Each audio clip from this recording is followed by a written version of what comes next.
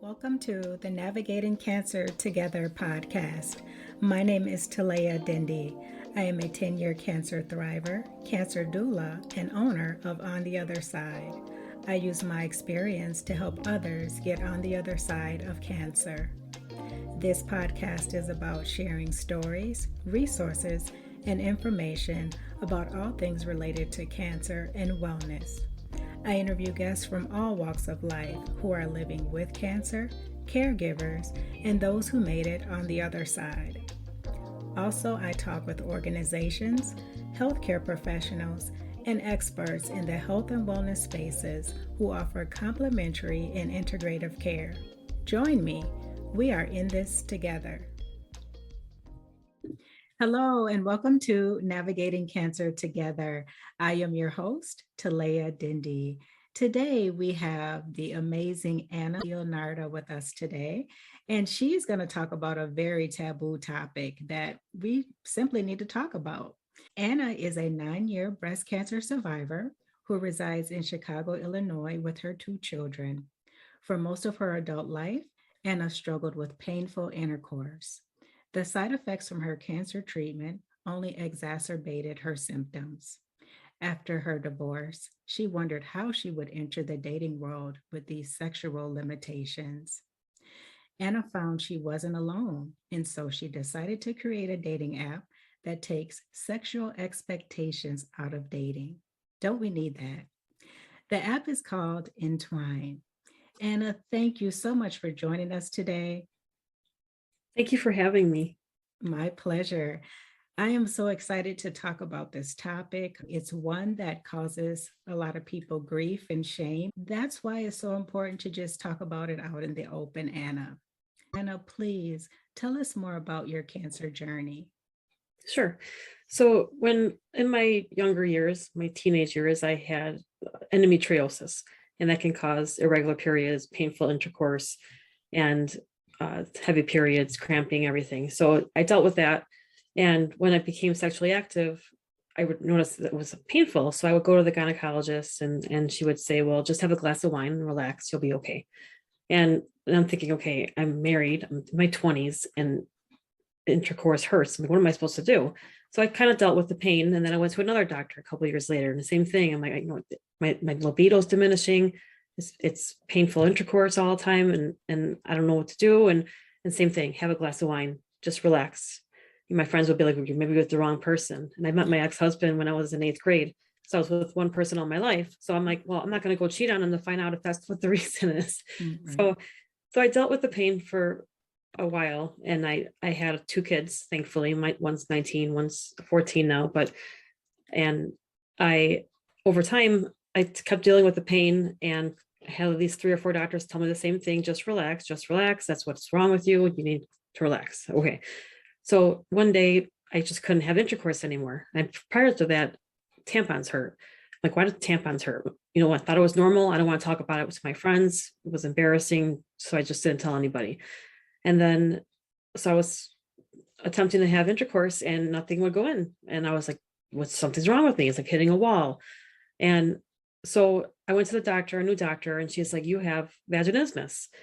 And I'm like, what is that? And she said, well, it's the muscles in your vagina are involuntarily spasming, and it's causing you not to be able to have sex anymore. So I thought, I don't know what the heck that is, but okay, what's the treatment? And she said, well, you have to go to vaginal therapy, or she called it pelvic floor therapy. And I'm like, there's therapy for vaginas? You know, I was like, what? Mm-hmm. So, and another thing was, I was surprised that no one, after all those years I've been going to the doctor, no one ever suggested, why don't you go see a pelvic floor therapist? It could have been fixed before it got worse. So when I went to the doctor, or to the therapist, I said, why does this happen? And she said, well, here's an example. If somebody came up to you and they punched you in the stomach, and every time they saw you, they would punch you in the stomach, eventually you would just back up, tense up, and just avoid that in the anticipation of pain. So that's what my vagina is doing. So I said, so my vagina broke. That's what I tell everybody. My vagina broke. So, and not that it's really broken. I mean, it is fixable. So there is treatment for it. So there was supposed to be something where I used dilators. There's 5 different sizes. You're supposed to insert it for The sizes of a pinky is a size 1, and you leave it in there for 10 minutes a day until there's no pain. And then you move up to the next size. You just keep graduating to up as far as you need to go. The size 5 was like size, I call it Godzilla size. It was enormous. I don't even know why they create something that that large. But so yeah, I did the therapy, but then it was just slow. It was a slow process. You have to be consistent. I wasn't consistent. So I was in the shower. I was 36 years old and I found a breast lump. So I thought, well, it's probably nothing. I don't have any cancer history. I'm only 36. Just nobody in my I don't even know any friends that have cancer. So I thought, well, let me get it checked out. And that's what I did. And I found out I had breast cancer. And I didn't realize it, but I had 3 tumors on my left breast, which was very shocking to me because again, I felt like I felt healthy. I thought I looked normal, but I really had tumors inside of me and I couldn't believe it. So my breast cancer was estrogen positive. So the goal was to get rid of all the estrogen in my body.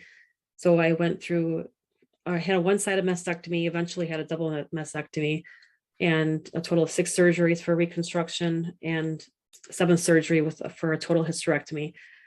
And I also went through chemotherapy. So I lost all my hair. And because estrogen positive, the goal was to force me into menopause because we don't want any estrogen in my body. So I remember going to the oncologist and he's like, well, when you do this, when we're treating this, we're getting rid of the cancer. In order to do that, we need to get rid of all your estrogen. So you're going to have vaginal dryness. You're going to have lack of libido. And it's probably going to be painful intercourse.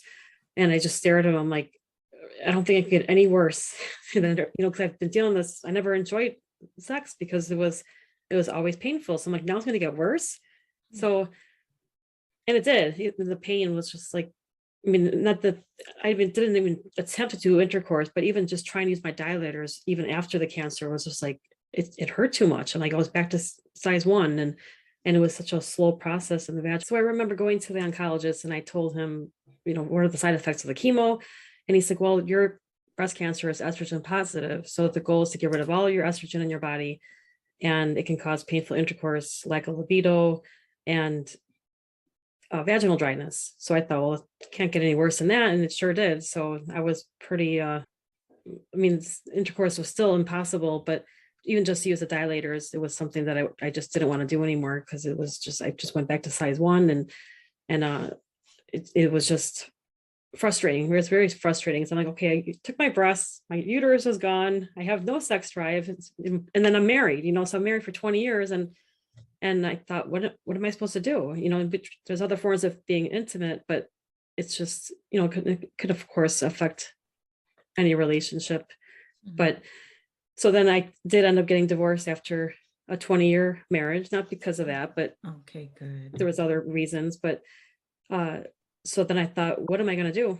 How am I going to date anybody? No one's going to want to be with me. I can't have sex. And just the thought of using the dilators just gave me anxiety. So I'm like, I don't want to use the dilators for somebody else. I want to use it for myself. Mm-hmm. So it is treatable. I just chose not to treat it anymore. But I thought, it's easier just to stay single. And then I started thinking about, like, why did I go through this? There's a reason why I got breast cancer. There's a reason why I had endometriosis, broken vagina, the vaginismus, and then the cancer. And what is it? And I'm like, this must be something. I need to help people like myself that are alone and wonder, or they're intimidated by traditional dating apps. And I thought, wait a minute, what do guys do that have erectile dysfunction? They have ED. Do they go on regular dates? Do they use regular dating apps? And I found that they do. Mm-hmm. And my friends would go on regular dating apps with these guys, and maybe like the first, second, third date in, the guys will be like, they're in their 30s. And they said, well, I have erectile dysfunction. I have diabetes that caused it. I have prostate cancer.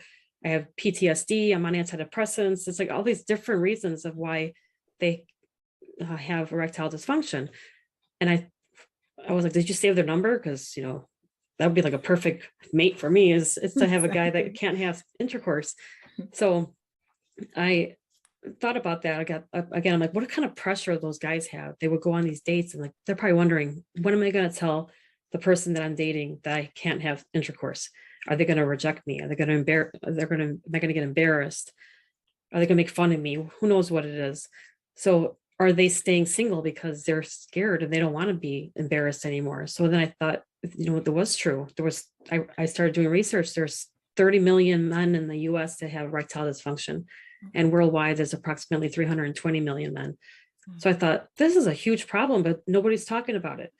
So I thought, how do I connect these individuals that have these limitations? How do I connect them in a comfortable, safe environment so that they don't feel like they're going to be rejected and they can just be themselves, regardless of their limitations? And so that's why I decided to create a dating app that takes sexual expectations out of dating, and it creates a safe place for individuals like myself that do have limitations to find companionship in a non-judgmental way, so that they don't have to worry about being rejected or embarrassed or having to wonder, when should I tell that person that I can't have intercourse, and are they going to break up with me or leave me or cheat on me, whatever it is.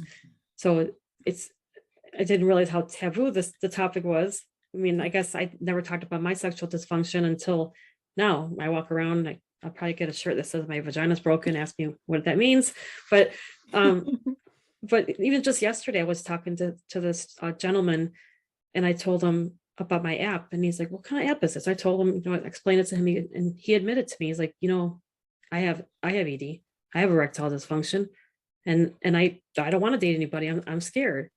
And I'm like, well, this app is for you then. He's like, oh, no, he had open heart surgery, and he said he can't take Viagra or whatever kind of medication that would help with his ED, because it can cause heart problems for him, high blood pressure. So it was just like, I love, not that I wish anybody to have sexual dysfunction, but I love when people are like, I'm vulnerable as it is, telling everybody my situation, but for them to come open and be like, hey, I have this too. It's like, oh, so it's definitely a needed app, and it just launched the end of August of 2021, and I have a whole 100 users. I was so excited. 2 days ago, I reached 100, and of course, it's not a ton, but when I didn't have any before. Yeah. And since it is a taboo topic, it's very difficult to get the word out. So I'm trying to use social media, trying to join podcasts, and it's all worth it, because I feel like I said before, I feel like I went through this cancer journey and all the other sexual dysfunction that I had all my life for a reason, and it's to help these individuals that are lonely and possibly depressed, and they just gave up. They can't date anymore, but there is someone out there that will love them just the way they are. And that's so true, Anna. And I'm so happy that you created this app, because there are so many people that are struggling and suffering in silence. And these are things that we need to talk about. We're all human. And at some point, we're going to have some kind of, issue that we'll have to work through with our health. And, a lot of times when we are getting cancer treatment or other forms of treatment, like for diabetes, it's almost like a give and take. It's like, okay, in order to treat this problem, we have to create this problem. Right. And, it's unfortunate, but having something like your app in place to help people that, have to go through those things and suffer from those side effects is so important. And one thing that I was thinking about is, well, if you take the sex out of it when you're meeting someone, and getting to know someone, have you found that it has brought people closer together? I think that I haven't had any success stories in the app yet. I just got an email today, people thanking me for the app, because they're saying they've been lonely for 15 years and finally they're able to date again. But I found that some people crave the emotional connection rather than the physical. And that's how I am. Like, I get more emotionally attached to somebody than physically. And of course, I like the other forms of intimacy, kissing and cuddling and hugging or whatever. But, and I also noticed that there's people on my app that I actually know personally. And when I said, you're on my app, and I was like surprised, because they're my friends. And I'm like, why are you using my app? I didn't know you had sexual dysfunction. And they said, we don't, or I don't, because the reason I'm on your app is because I don't want to go on those traditional dating apps, because that's all the guys want, or the girls want. It's all they want. And I want to be with somebody for that emotional connection rather than the physical. And I was like, wow, like this app is for like anybody, even if you can have intercourse and you're okay with not having it, and you want to have that emotional connection, and it might be even more intense than, so it's, that was nice to see that there's people on there that just want to be with someone because of emotional rather than the intercourse physical part of it. I think that's so important because, there could be people that, have STDs or something like that, they don't want to date anymore. And they're like, well, I have to stay single for the rest of my life because I have this thing that, is now not really, it doesn't define you, but it's something Mhm. that they would have to, get out there and talk about if they're dating and share with someone that they choose to be intimate with.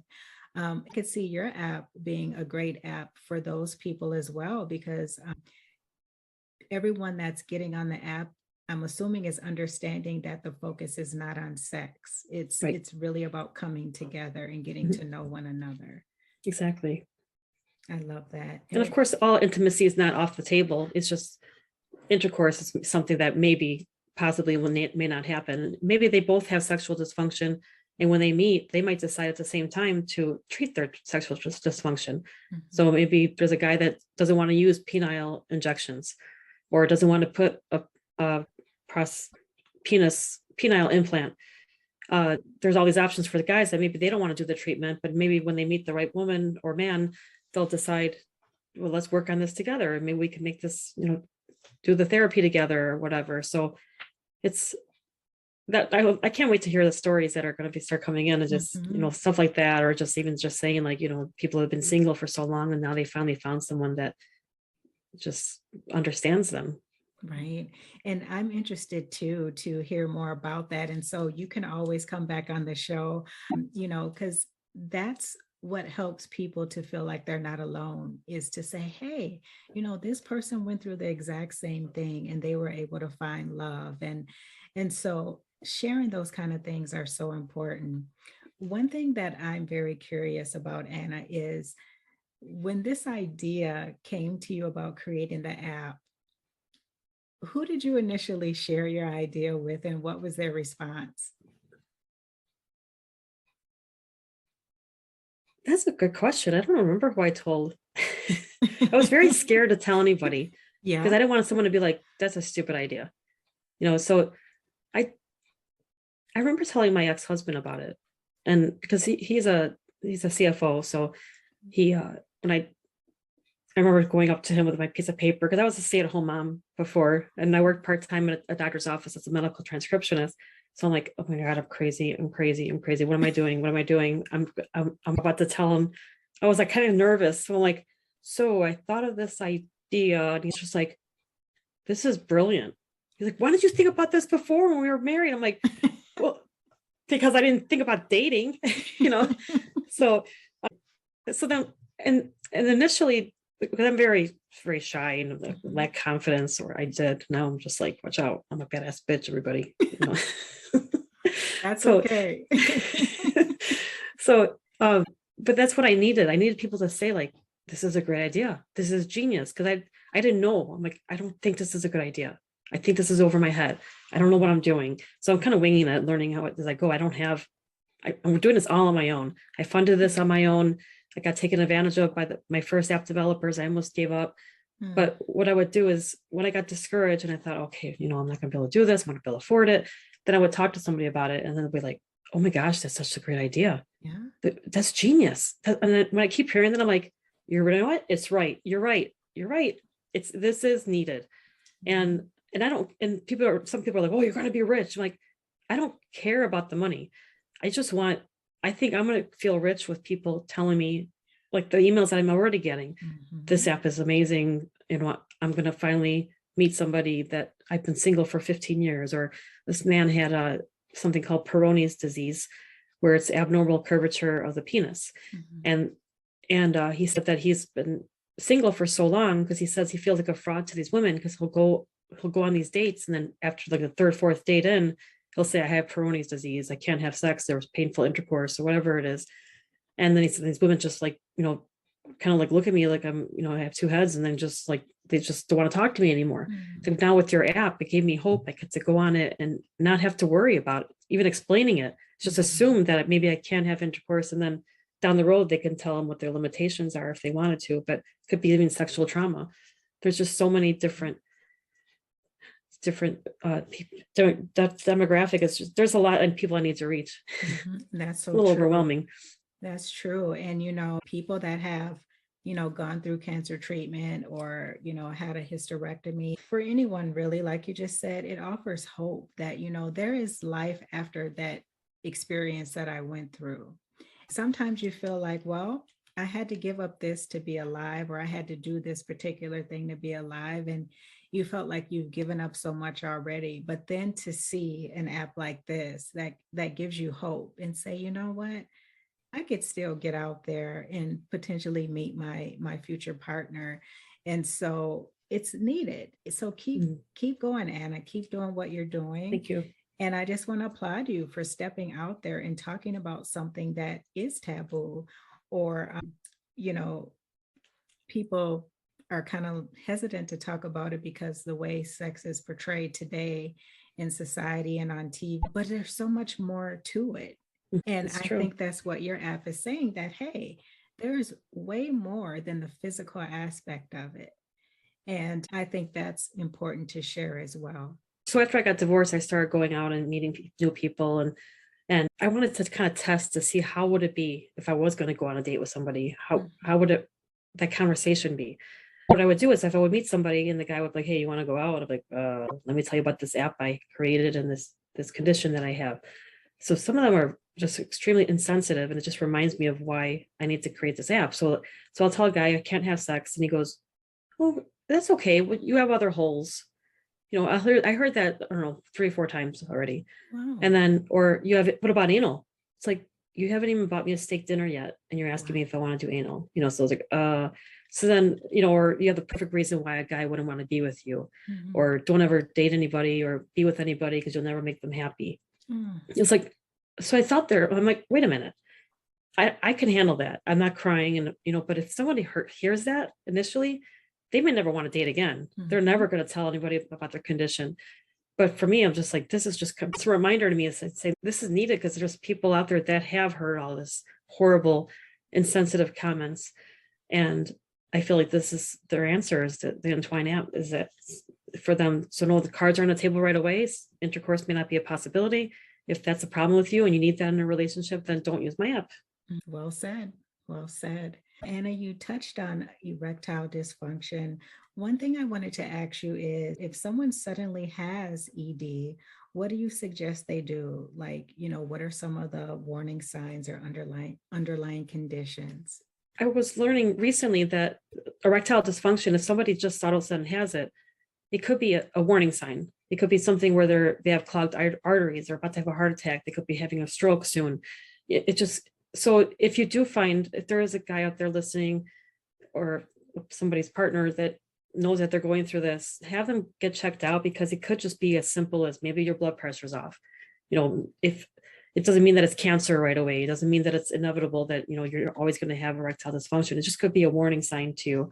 So just get it checked out. Don't be embarrassed. The doctors hear about it all the time. So just get it checked out, and hopefully, again, it's an easy fix, and it's not the end of the world. Just because you have prostate cancer, it doesn't mean you're going to have permanent ED, erectile dysfunction. There's a bunch of treatment out there. My app, some people say it's a dead end app, but it's actually not, because there's treatment for men and there's treatment for women, and they don't have to do the treatment. So if they don't want to do the treatment, then they use my app. So that doesn't mean that it's a dead end, because I have treatment. I just don't want to use it. I just want to do it. But it's same with the breast cancer too. If I found my lump, I got it checked out right away. If I waited a few more months, or who knows how long, I wouldn't be here anymore, because it wasn't a fast growing tumor, a fast growing cancer, aggressive. And so anybody out there that does find anything abnormal, something's not right, just get it checked out. Don't wait, don't procrastinate, because early detection is key for a lot of different conditions, or any new symptoms that come up. Great advice. Thank you. Anna, please share with us how the app works and where they can find it, of course. Sure. If they go to entwinedating.com, that's ENTWINE dating.com, they can download the app for free. It is a free app. They'll have some premium features available where you'll be able to see who liked you. And so you can kind of like interact with them that way.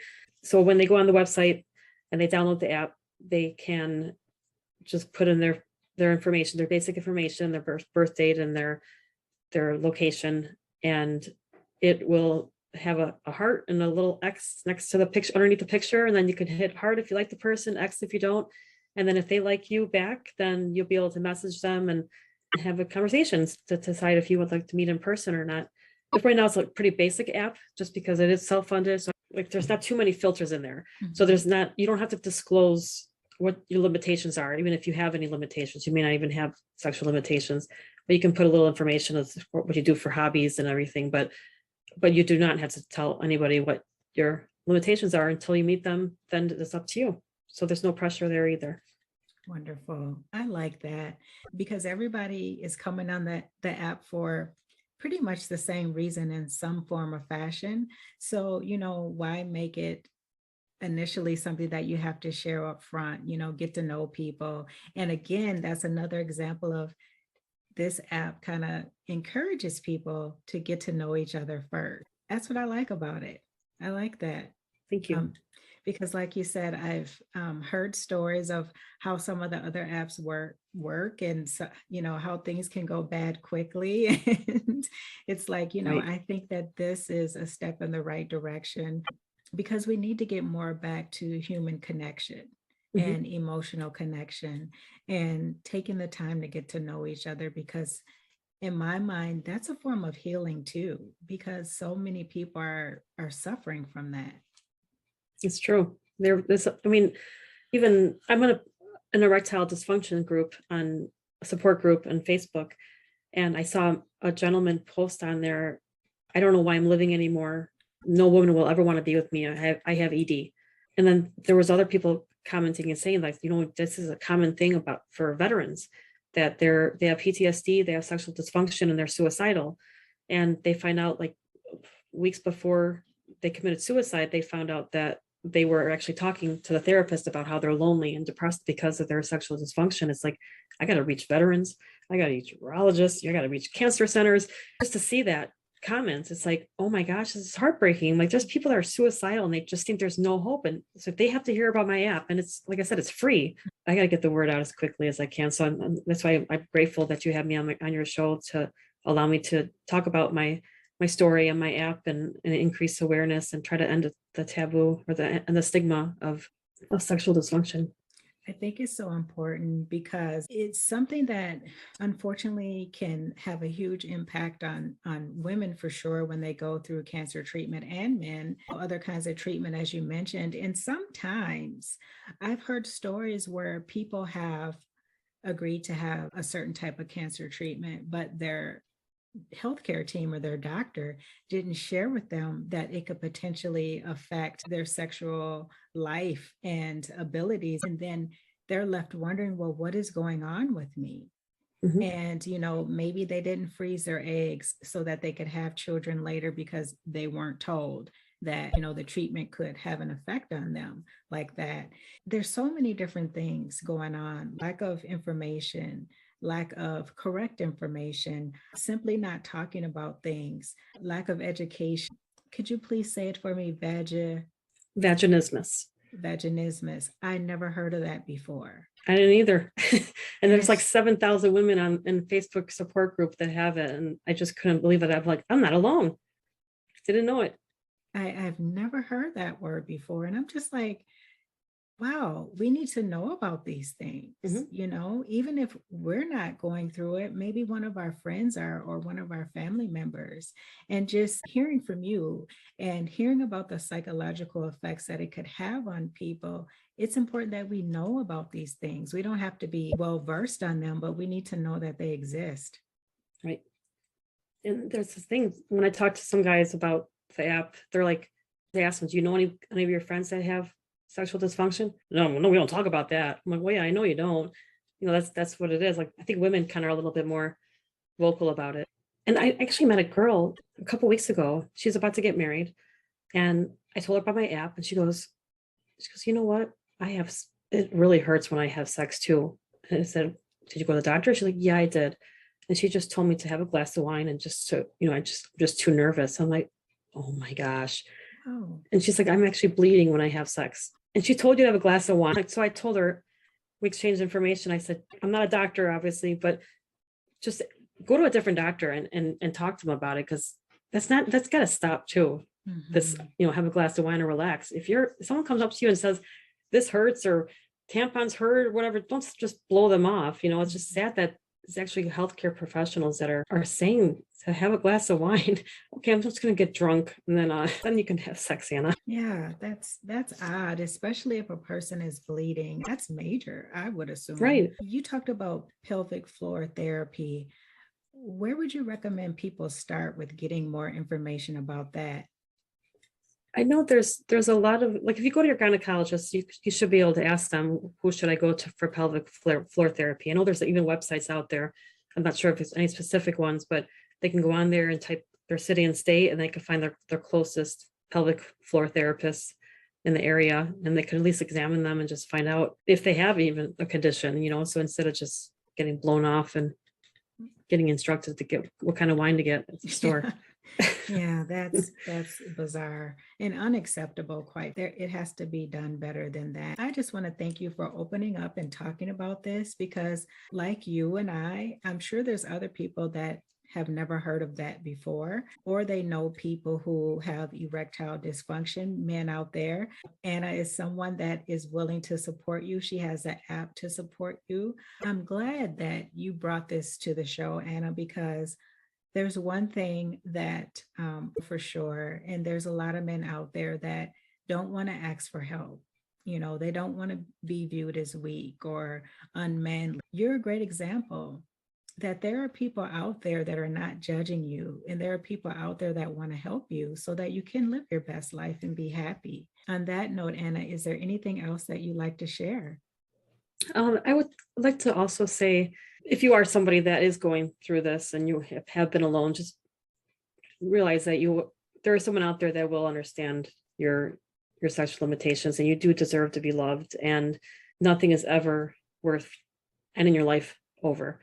So just get the help you need and check out my website, and I hope that you can report back to me and just give me a successful story of meeting somebody that's just the love of your life. And I just want to change so many people's worlds. I know that there's a lot out there that are silently struggling.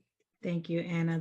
That's so important. I just can't say it enough. There are people like Anna out there that have resources and her app where she can help you through this. So please don't suffer through this alone. Anna, before we end today, I like to ask my guests two questions. Mhm. And the first one is, what is something that you've learned in life that you would like to share with the listeners? I would say to always seek out a second opinion, because I did not get a second opinion. I was in a hurry. I trusted everybody. I trust everybody. That's which I changed Mhm. that lately, but just get a second opinion, because I was supposed to have some reconstruction surgery that was going to be horrific. And I trusted my gut and just went to a different doctor, and I was scared to. And I don't know what it was, but I just didn't want to get a second opinion. I want that doctor to think bad of me, because so if there is something you're going through with some kind of medical diagnosis, it doesn't hurt to get a second opinion. That's something I definitely wish if I went back to my first time diagnosis, I would have definitely reached out to a number of plastic surgeons instead of just sticking to the one that was super arrogant and confident. Great advice, Anna. There's nothing wrong with getting a second opinion. Actually, it's in your best interest. And I think a lot of people, Anna, feel the way that you mentioned that, hey, I'm betraying my doctor. It's just that you are just seeking more clarification. You're looking to see if there's a different perspective, a different option. That's advocating for yourself and taking care of yourself. That's right. Mm. And finally, Anna, what is next for you? Well, my app is actually only available right now initially in the US. So my goal is to have it available worldwide. And I hope that's soon, because I already had people from Canada, UK, Australia, India, asking me, when is this app going to be available in my country? So that is one of my ultimate goals, is to do that where it's available to everybody, because I don't want to tell anybody, no, it's not available in your country, but hopefully soon. Wonderful. And besides your website, if people want to connect with you or learn more about you, would you like to mention any other social media sites or anything like that where they can find you? Sure, thank you. They can reach me on Instagram at Entwine_dating, and then also Facebook and Twitter at Entwine dating. Wonderful. And I will include that information in the listen notes. Please look Anna up, especially if you or someone you know is struggling with sexual dysfunction or any of the other conditions that Anna mentioned. Just it's important to, number one, know that the help and support is out there. Don't limit yourself. Don't be afraid. You can't go wrong just learning more about the app and giving it a try. Anna, I want to thank you so much for joining me today. Thanks again for having me. My pleasure. And listeners, it's so important that we have these conversations. I just can't say that enough. And I want to again applaud Anna for being vulnerable, talking about a very private, and it could be a tricky subject to talk about.